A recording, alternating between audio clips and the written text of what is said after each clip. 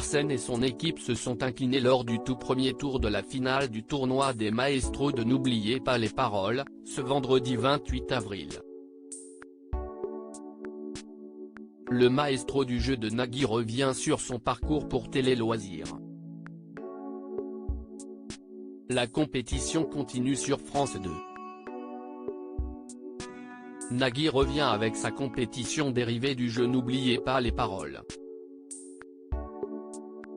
Lors de 4 primes inédits, l'animateur a décidé de réunir les 18 plus grands maestros du jeu sur un même plateau dont le but est de remporter un maximum d'argent pour une association.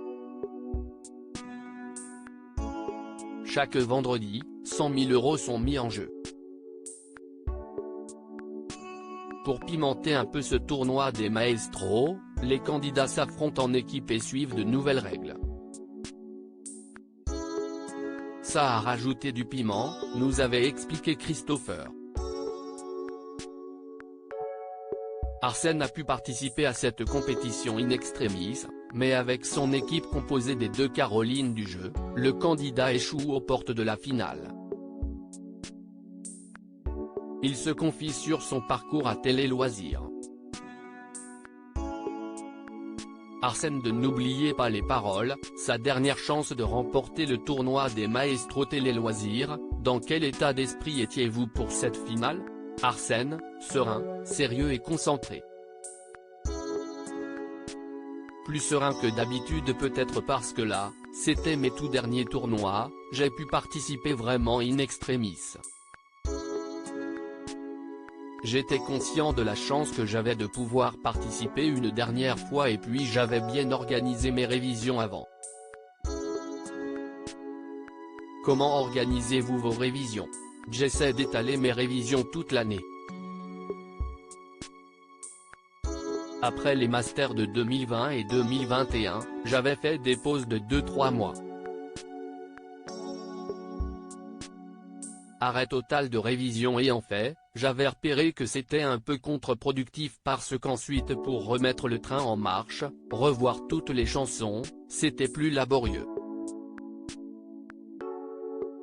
Là avec les masters 2022, j'ai poursuivi mes révisions dès la fin des masters, bon, en y allant mollo, ce n'était pas non plus 8 heures par jour, j'entretenais le feu de façon régulière sans non plus me bourrer le crâne.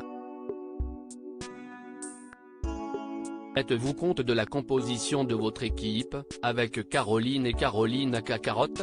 Oui, ce sont 2 maestros que j'apprécie, que j'ai eu l'occasion de rencontrer en duel lors des masters et puis Caroline, N-2, j'ai pu un peu mieux la connaître grâce à la tournée officielle de concerts.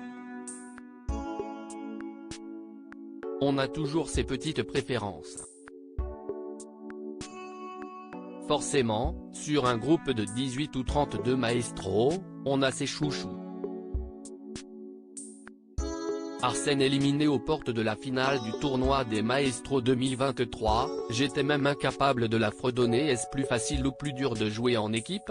Ce que je dis chaque fois en ce qui concerne les équipes, on a très peur de faire perdre son équipe comme c'est collectif. Mais en même temps, on se dit que si on perd, ce n'est pas forcément de sa faute à soi. La responsabilité est diluée et partagée. La pression n'est pas la même. On n'a surtout pas envie de couler son équipe. Ça m'est arrivé une année, je n'ai gardé un mauvais souvenir de vraiment plomber totalement à chaque épreuve son équipe.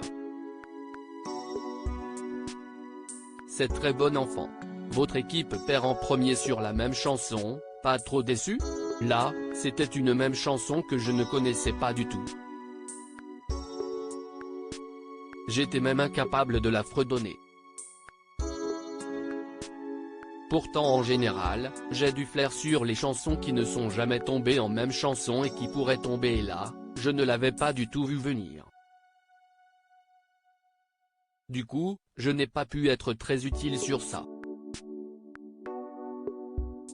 C'est Carotte, surnom de Caroline, note de la rédaction, qui a commencé sans être très sûre d'elle et puis on n'a pas réussi à aller suffisamment loin. Là, pour le coup, si est dommage, ce n'est pas de chance. Du coup, je n'ai pas de remords ou de regrets, parce que c'était vraiment une chanson que je ne connaissais pas du tout.